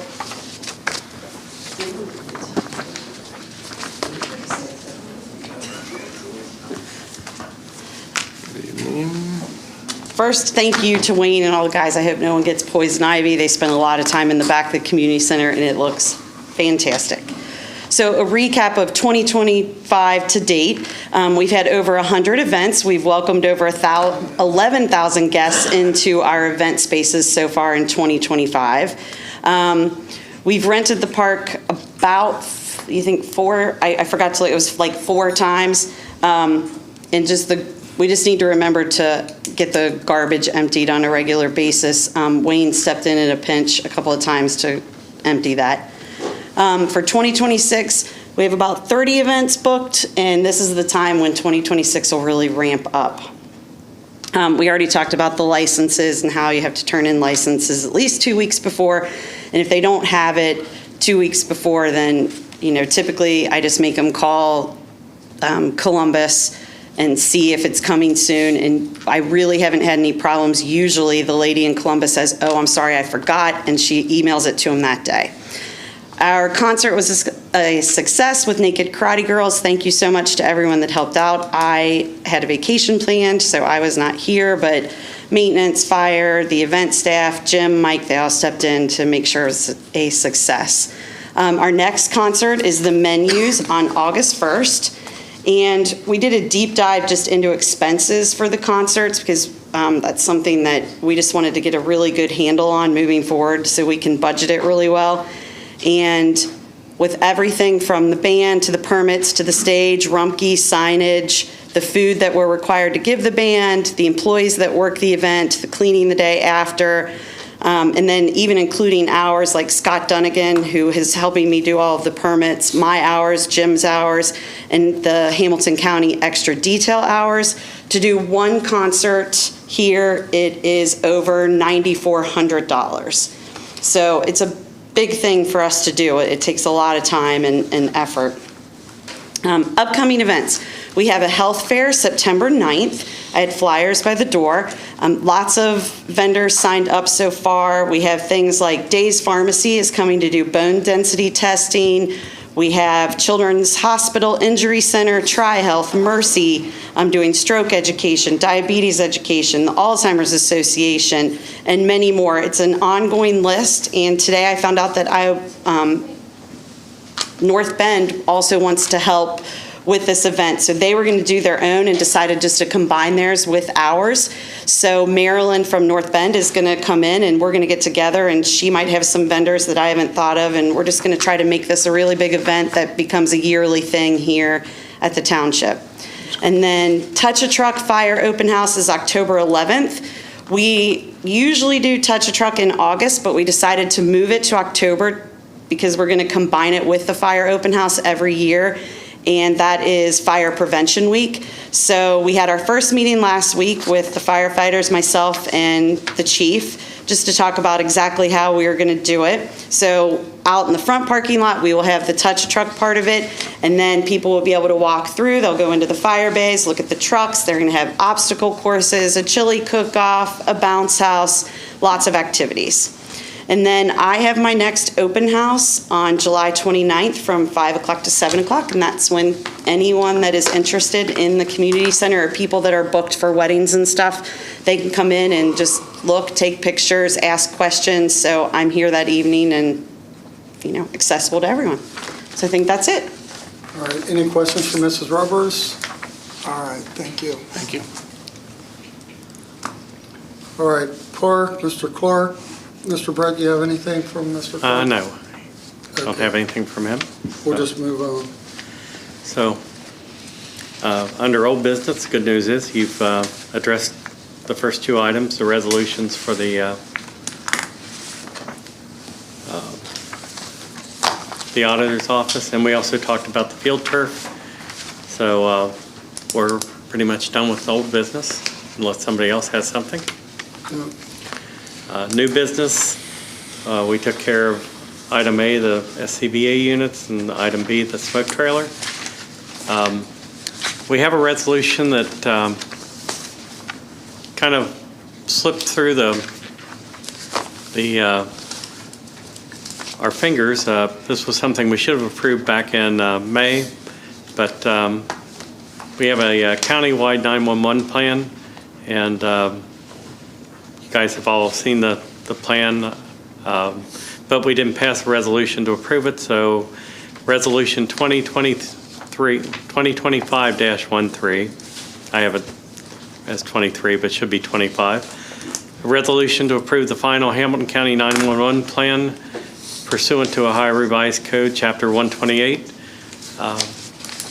Anybody has any questions?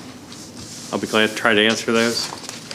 No, any discussion, questions? So, I don't have basically, any. everyone's doing this right.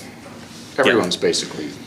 Yeah, adopting the same. the Hamilton County Township Association had a member on the board that came up with this, so Yeah. it's pretty Do we much. need to approve it? Yes, we need to approve that. All right. Do we get a motion? Yeah, I'll make a motion to approve Resolution 2025-13. I'll second. And Mr. Volrath? Yes. Mr. Blanton? Yes. Mr. Robinson? Yes. Thank you. Next, in your packet, under new business, you'll see some, let me get to those. You'll see some information from Frontier Signs on some possible signs for the township boundaries. Dan noticed that Harrison Township came up with some new signs, and they're from Frontier Sign in Harrison. I I'm familiar with them. They do great work. Believe it or not, I bought signs from them in 1990 when I was a trustee. So I don't know if we're ready to act on this, but just to give you an idea of what we're thinking about is something like, if you look at the sign behind you, would be a raised letter like the Miami Township, Hamilton County, Ohio. And then that would actually be engraved in material, something like this, and painted. And then the interior of our logo, because it's so busy,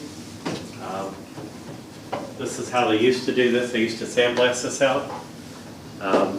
It would be a logo shaped something like this, so it would be raised. And Dan and I went and talked to them, and it would be a really nice sign. Our signs do need some attention.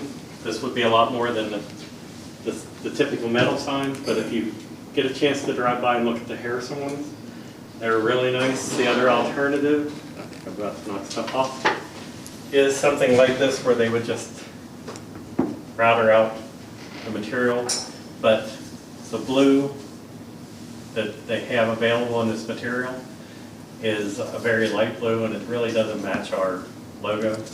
Right. So it's an option I wanted to show you, Dan wanted to show you, but not something we would recommend. So Jim was saying, Jim, can you hold up that other one, that what is it, Meadowwood? This one. So that's the one with the HDU, which the one would be all blue, would be our township blue that we have like in there on the wall. So the outside would all be raised, and then the inside would be the, what do they refer to that? Like a they call it a decal, but it's more printed logo, vinyl the logo part inside. So it would be like that. This. So our outside, the whole outside of that would be raised. All of Miami Township, all Hamilton County, and it would all be the blue color that we use, that we've been using for years. So, so we wanted to open it up for discussion. The bottom one is a cheaper method with black around the outside, and then the blue on the inside with the logo printed vinyl also. So we just wanted to bring those two examples, see what both of you thought about it, and get your input on them. Me personally, I like the HDU painted blue. It would be blue and white, just like that sign in there. On our, and you can see the black aluminum base, the 4-inch square aluminum post, and then how high it is. It was set on a concrete base where they wouldn't hit it with the mower or weed eater. They'd be easy to, or weed eat around and keep it clean and looking nice. People would know when they come into our township, what points of our township coming into everywhere, they would know they were in Miami Township, and it would present, I think, a great logo. The signs we have up now are the old metal signs, and I think they've been up for 30 years, if I'm not mistaken, maybe even longer. So we wanted to see what both of you thought about it. Yeah, I think these look classy. I think they look nicer than definitely those signs. If you want to look at it in person, drive out to Dry Fork Road. Harrison Township has theirs up out there, and it looks really, really sharp. They use the exact pole that's in this picture, that's in this example, I should say. They use the exact pole, and then the only thing different would be, and they use the concrete base, would be our logo and our sign. Jim, am I mistaken? They used the HDU. Did they use the HDU? Yeah. Correct. That's what They I thought. actually the outside, and I included the Harrison Township sign in your packet that I sent you online, but I did not include it in the packet today, so I apologize for that. But basically, they did the same thing. The exterior there is where it says Harrison Township is the raised lettering, and then the inside of theirs is even though it's not quite as detailed as ours, it has more colors. So they did basically a decal for that. Right. And I highly encourage you, before you make a decision, that you go look at theirs, Yeah. because Yeah, I agree also. If you would, They're look at it and impressive. see what you think about it. It looks really, really sharp, really sharp. Well, here's my thoughts. One, I have seen them, and I do think that they look very sharp. $50,000 is a lot of money. And frankly,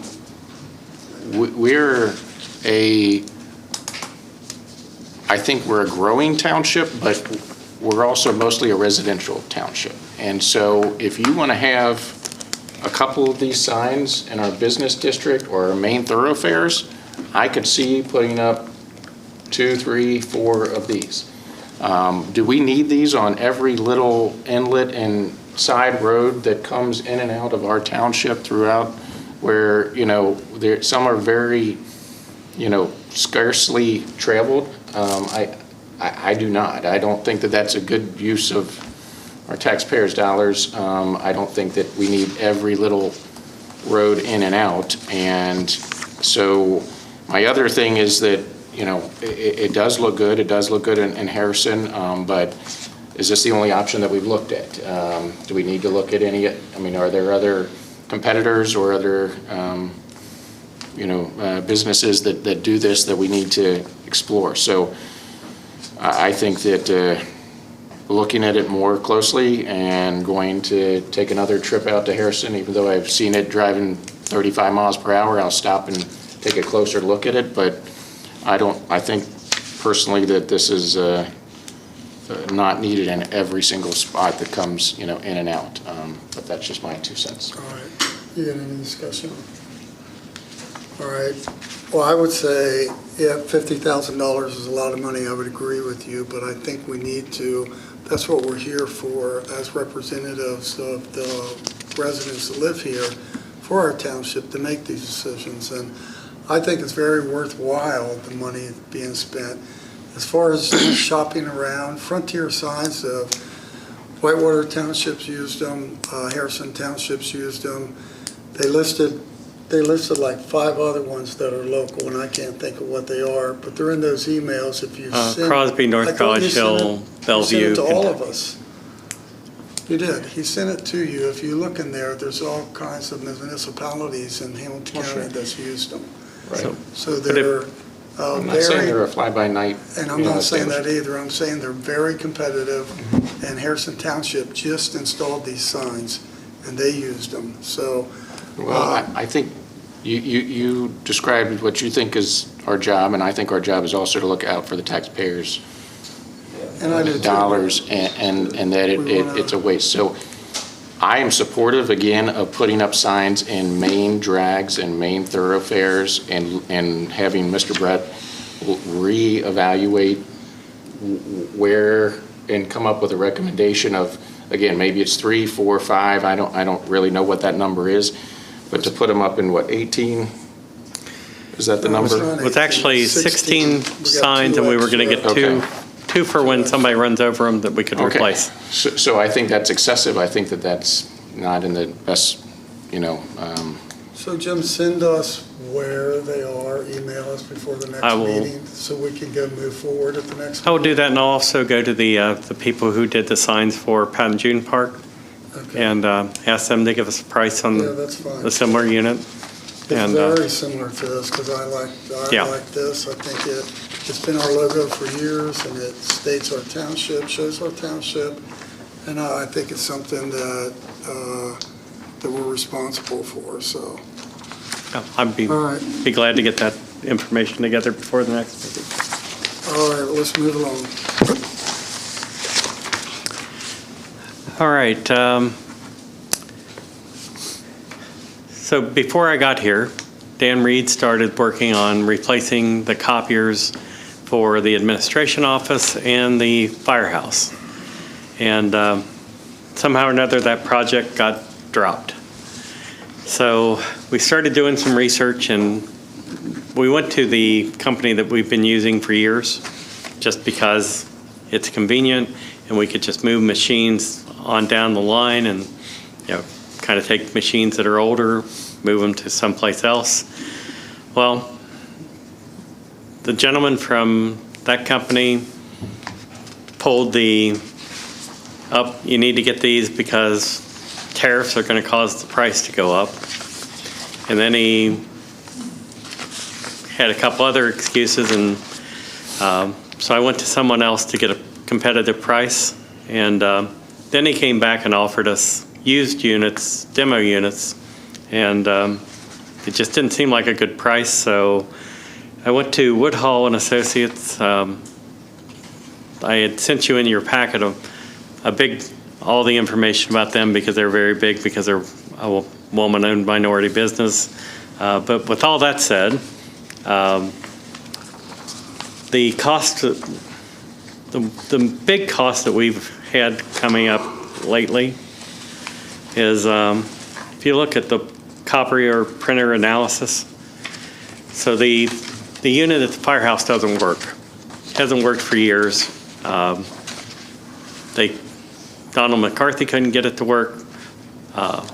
Mike couldn't get it to work, and Mike Taylor. So they bought a bunch of little desktop copiers for everybody. The copier at the senior center, when I talked to the Donald McCarthy person, he's like, well, we can't even get parts for that one, so when it breaks down, she's just not going to be able to, you're going to have to buy a new copier. So I did a little research, and in 2024, we spent a little over $7,600 in toner for those little machines. With the ABS contract we had on the two machines, three machines, and one of which is obsolete, one that doesn't work, we spent $2,000. So we were spending basically almost $9,700 in 2024 for copiers. That seemed like a lot of money to me. I went to Woodhall. We got a price on a lease for 5 new copiers, one for each of the firehouse up here and the administration, one for Station 69, and I don't know why we never bought a decent copier for there, but they've been using the small ones, one for 68, and they're smaller units than what we're getting here, and then a new one for the senior center. We can lease those for $576.47 a month. So the annual cost would be basically $6,917. That includes 8,000 black and white copies and 4,000 color copies. Right now we were paying for Donald McCarthy, 3,500 black and white and 1,500 color for the 2 units.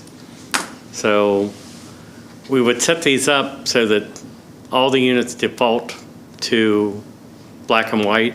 So you have to choose color if you want to print color, because color copies cost a lot more. And but our savings by going to 5 new copiers versus what we have now comes out to about $2,776 a year. I think it makes good sense to save the money, have new units, and have the fire department have stuff that they need. So my recommendation is that we go with the Woodhall lease and make that purchase. All right, any discussion? No, appreciate you and stay doing your due diligence to save us some extra money and be more efficient. All right, Mr. Volrath? I think the only thing that I'll say inside of there, with the color copies, it definitely does get more expensive. I would see if we could password protect them, where only certain people have the password to print the color. That's my plan, because if people can just hit color, they're liable to do that. And if there's one streak of red, I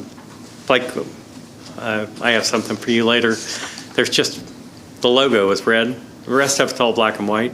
So, but if you copied that without picking color, if it was automatic, because that one little spot is red, it counts as a color copy.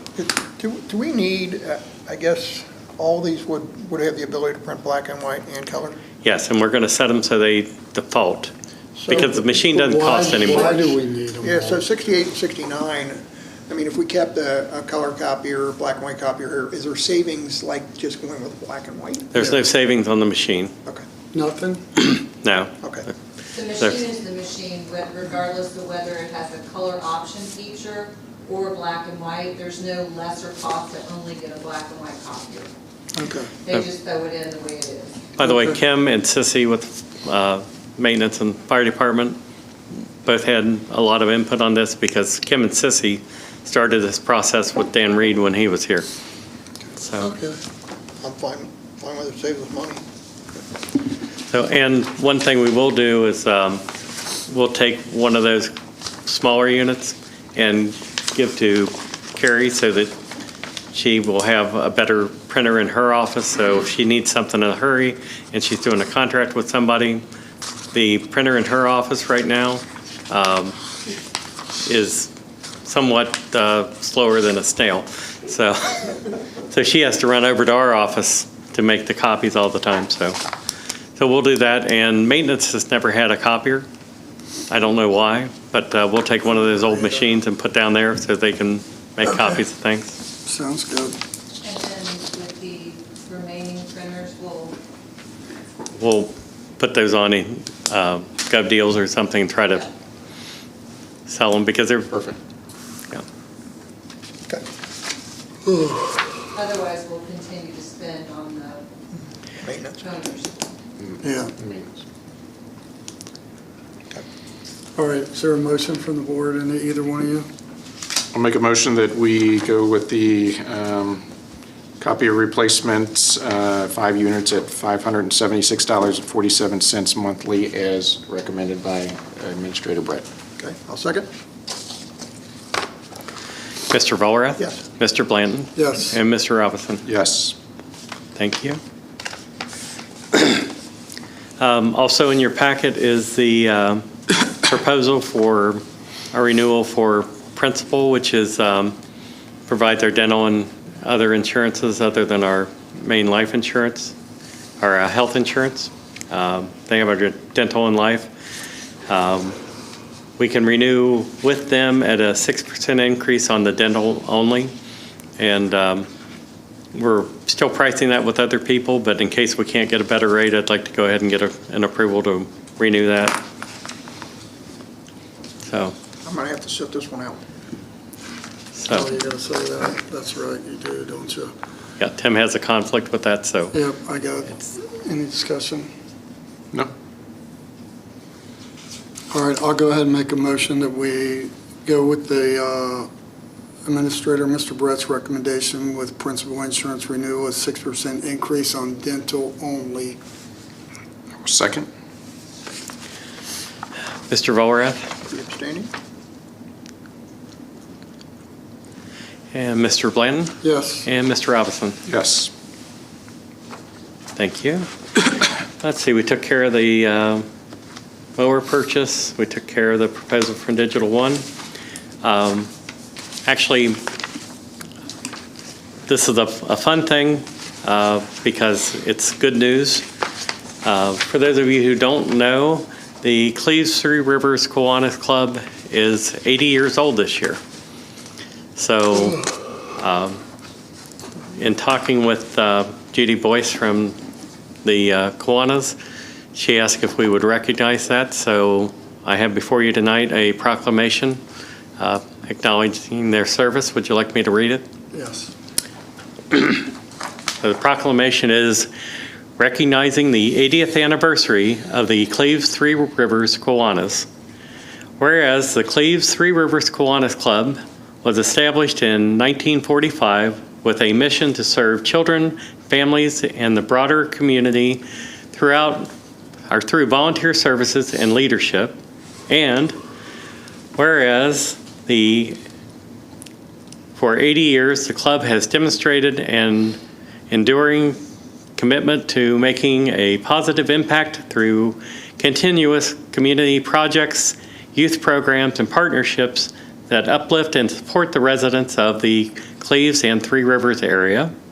And whereas The Cleves Three Rivers Kiwanis has built a proud legacy of civic engagement, fostering a spirit of service and responsibility among its members and across generations. And whereas the club's dedication, compassion, and leadership continue to enrich the lives of those they serve and stand as an example of what can be accomplished when people come together with a shared purpose. Now, therefore, we, the Miami Township Board of Trustees, do hereby recognize and congratulate the Cleves Three Rivers Kiwanis on their 80th anniversary and commend their outstanding service and lasting contributions to our communities. In witness thereof, I have signed the proclamation on July 16th, 2025, and there's a signature spot for all three of you. Sounds great. So That's awesome. That's good. That's just good. need a motion to issue that proclamation. I've Been, if I may, I've been a member and a board member for the last several years of this organization, and they are absolutely embedded, much like some of our other civic organizations, embedded in our community and just do a tremendous amount for our school, for our kids, for the community as a whole, and so it's a great group of dedicated folks. So I'd love to make a motion that we approve this proclamation. And I will second that. And Mr. Volrath? Yes. Mr. Blanton? Yes. And Mr. Robinson? Yes. Okay, don't forget to sign this before you leave. We have a presentation folder coming for it to go in, and we'll deliver that to them next week at their meeting. Awesome. So, and one other thing that's not on your agenda, a few meetings ago, we allowed Howell Asphalt to give us we accepted their bid to seal the parking lot at the West Park. Since that time, we had the flood, and in looking at it, Wayne and I have met with representatives from Howell.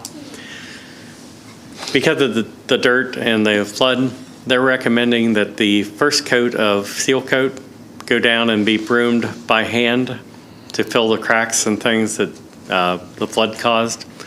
It's an additional cost of $6,000. It's Wayne and I both feel like it's well worth doing it right if we're going to do it. Otherwise, we're spending good money after bad. So my recommendation is that we approve that extra cost to get that project done. Agreed. Any discussion? All right, I'll make a motion that we approve. Is it $6,000 even? 6,000, yeah. So- $6,000 with Howell Blacktopping to go ahead and, with $6,000 increase to broom Yeah. and put the application down first. I'll second. Mr. Volrath? Yes. Mr. Blanton? Yes, And Mr. Robinson? Yes. all right, that was long. That's all I have. Is that it? That was long. All right, public comments. Would anybody like to address the board? If you would, just come on up. Mr. Oakes? Yeah, Dan, I'm just curious, why is it taking so long on this water? I mean, I could have dug it with a shovel by now. Seriously. We should have hired you. You tell me you'll pay me, that water will be in next week. I'm telling you. We had, well, listen, we had to do the engineering, okay? We had to do that, and that took a while, and they had to work with the county, with planning and development. Am I correct about this? Yeah, because the area on Jordan Road was actually originally the Cincinnati Waterworks territory. And so for some time, gosh, I think even before I was here, 2 years They ago, worked I with- had that straightened yeah. out. Yeah. So the Cleves Waterworks could do the area. And it's just taken some time to get all the parties involved to, In 3 get that. days, I could have that public tap in, the bulk water tap. Yeah, I mean, Now doubt me and I'll have an excavator there tomorrow. no, I don't doubt you. But I'm telling you, We're not- you're making a Let's stay on big Jordan job Road. out of something Well, we're simple. not, But listen, we got a commitment, we had to get a commitment from Cleves, and we got that to do both our to do the water line on Jordan. We got that, we approved that, was it our last meeting? We approved in June or we approved in May? I think we approved it in May. May. To So- put this out to bid. We've already approved that. As soon as Abercrombie is ready, and you heard what happened, the man had 2 deaths in his family and something else happened. And his wife was sick. So everything come to a halt because of that? So Not everything, but the final. I thought all the engineering plans were done, so, but they do, am I correct about this, Jim? When the bid goes out, they're the ones that give us all that. We're working with JS Held. We'll have everything out as soon as possible. And you're right, it's taken a long time. Well, that bulk water don't have nothing to do with the water running up the road. We've already approved the water. That will line on be, Jordan, that will be so part of that's phase going one, out no that'll be matter done what. early. It's going out. It's going out to bid, and it should, do we not have a timeline from Abercrombie on this? I don't have an updated one, but we're hoping to get it out to bid. Not next week, the week after, it should be in the paper. Okay, so we'll So- have it out to You bid. bidding on this, Barry? And get back. I'll So- help you. We've approved it, and it's going Yeah. out to bid. And the- So you just heard from Mr. Brett, and in the next couple of weeks, it should be out to bid. I will call you and tell you when we put it out to bid. I'll make you, well, I don't get the paper anymore. Yeah. Okay, I got a question. October, you told me January, the bulk water to be unusable. It's September now, or August, and it ain't in. Why not? For all the reasons that Mr. Blanton just explained, it's just been one problem after another. Yeah, I don't believe that. I don't believe that. You kept telling me that I was going to be getting a water spigot, and you lied to me. You always lie to me. I call you personally, and you don't return my calls. Why not? If I've missed a call from you, I apologize, but I don't remember. I call Kim Day and tell her you don't call me back. Well, I at least deserve a phone call. I'm going to give you my cell phone number. I got your cell phone number. You don't call it. Well, We'll make sure. if I'm he missing your you. calls, I apologize. I'm not doing it on purpose. Yeah. And Dan, you don't want the HR to have unlimited response because you can dick them around. That's how your name Mike? Yes. Yeah, that's why he don't want to do it, because he wants to put them on a deadline to they gotta do it because he can dick it around. All right. That's all I got to say. Any other questions for them? Come on up, Mr. Moreline.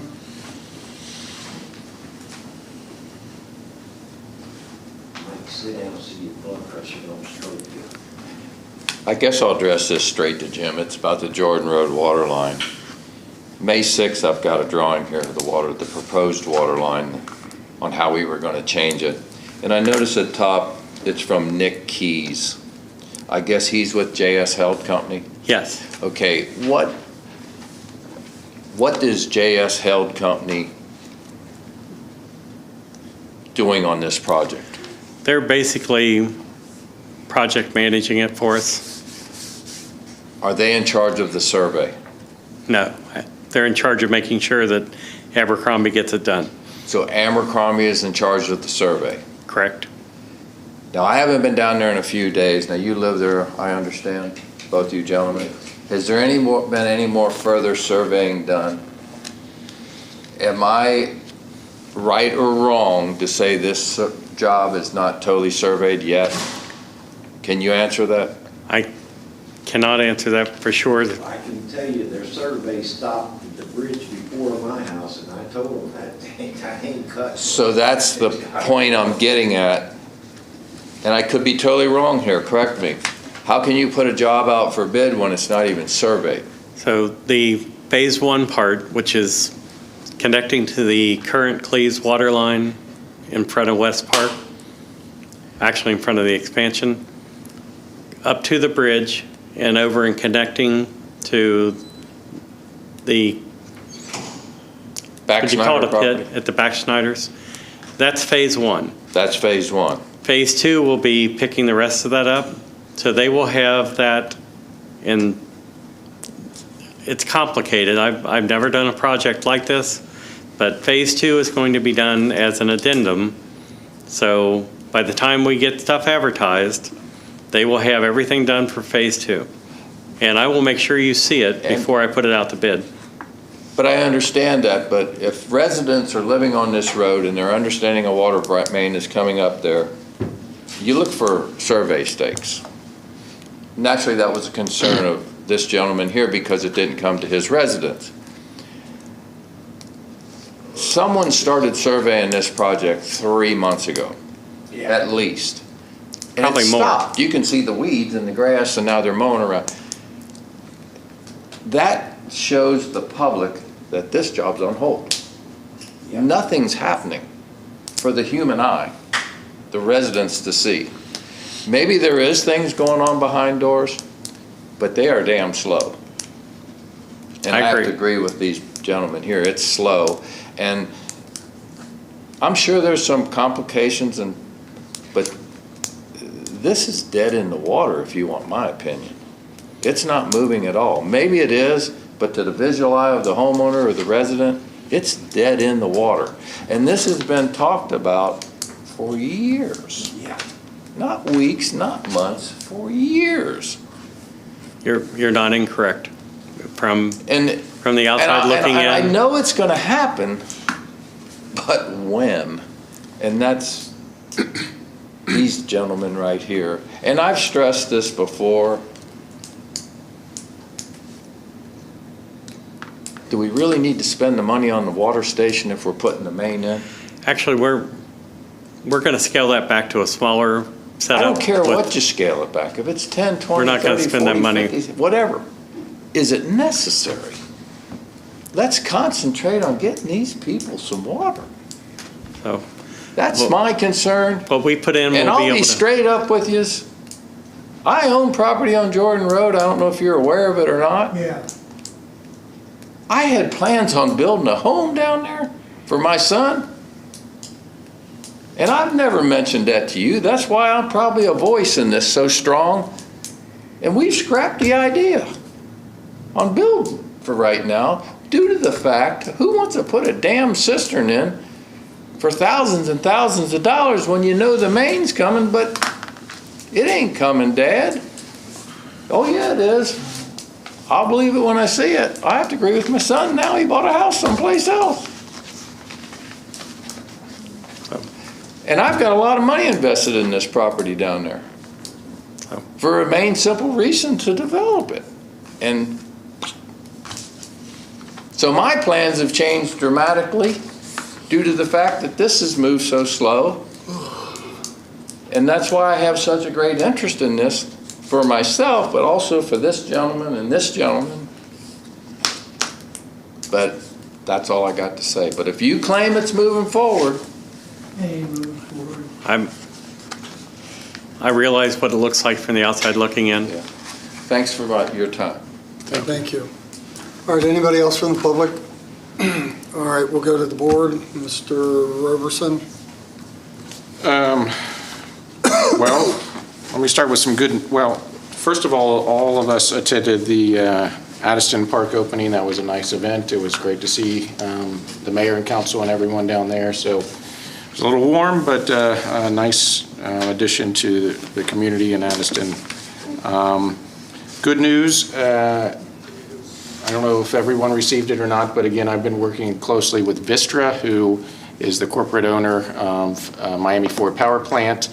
And it's measured good news, but still good news in that they put something in writing saying that there was more optimism that could be transitioning to a natural gas plant as opposed to a coal plant. So we'll see, it wasn't that it is happening, but it looks optimistic, and that's good news for us, for our community, for our tax base, for the school district, and everywhere else. But I've been working with our state reps,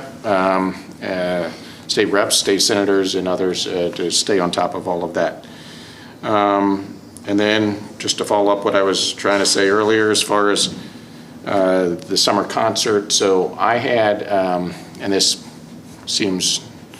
pales in comparison to what we were just talking about, but I had a couple of individuals come up and ask how a campaign has a booth has a beer booth at our summer concert. And I tried to explain to them that wasn't a campaign booth, and they said, well, everybody in the booth has a campaign shirt on. And I said, well, that's actually the American Legion booth. And so they said, well, that doesn't seem very right. And I said, well, I don't know what to tell you, but so I would like to propose that we exclude campaign T-shirts and the distribution of campaign apparel or literature or whatever else in official township events, because again, I had a few others later that said that they thought that was kind of in poor taste, and to have elected officials that have a polo shirt on with their official capacity, and then 30 seconds later are in a booth is confusing. The booth was not identified as far as I know at the top, like we had La Rosa's and the group that was selling that and everything. So I would like to say that that we do not allow that for this upcoming summer concert, and for future official township events, I just think it's inappropriate. So you can be out and about, you can wear you can mingle with the folks, you can do whatever, but to be selling anything or participating in an official. Nobody sold anything. You're selling beer. Well, we didn't sell any other You're selling anything beer. else. Well, that's what I said. We had a liquor permit for that. Right. And that's a fundraiser for the town or the Legion. So we've been doing it before you got here, way before you got here. And I don't agree with you at all. I'm not saying you can't sell beer, and I'm not saying the Legion can't be successful. I'm talking about the campaign apparel. And I don't agree with you on that either. So. You don't think it's a problem to have a polo shirt with your trustee, just like you're wearing right now, up on stage, and then walk right back and then jump into a booth that's unidentified and we'll identify it on the first. We'll have the American Legion up there. Okay, and there were other booths that had campaign T-shirts on. I had other booths that. Okay, so. You can't stop anybody from wearing a T-shirt. I'm not going to argue about this. Do you have anything? I'm not arguing with you about it. I'm not arguing. I'm discussing. I'm discussing that it's. And I totally feel the opposite of the way you feel. We'll identify the American Legion booth that we sell beer, we have a liquor permit, and we'll move forward. So you think it's okay to wear campaign T-shirts and in at a township event? Yes, and yes. Okay. Yes. All right, we'll look into that. There was people there with your T-shirts on. Not in a booth. I'm not selling anything. Okay, so they were still there. That's what but. They were still there. You can't tell people what they can wear and what they can't. The difference is not being outside. It's that you're participating in the event. It's confusing to people. Again, why did I have people say? If it confuses you, that's your fault. Doesn't confuse me. People came up to me and said, "Why is there a campaign booth here?" It's not a campaign booth. Well, it looked like it when everybody in the booth had that. So the only two people in the booth that had shirts on was myself and Dan. My wife did not have one on. Nobody else selling. I think that Dan's wife did. Yes, she did. And then I thought that, and there was another campaign T-shirt in the booth right next to it. That gentleman was in there. All right, let's move on. But this is a township event. Okay. That's right. Right. And we're township trustees, we're allowed to wear what we want to wear. All right, you got anything?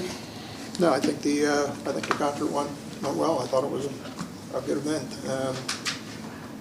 The only thing I would say, as far as the August 1st concert, is more trash cans.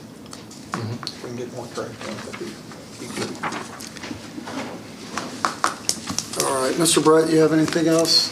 No, sir. All right, I have nothing else. Good Lord.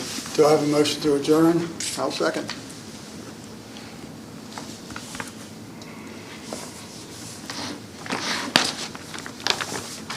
We got a vote. Just takes me a minute to catch up. Mr. Volrath? Yes. Mr. Blanton? Yes. And Mr. Robinson? Yes.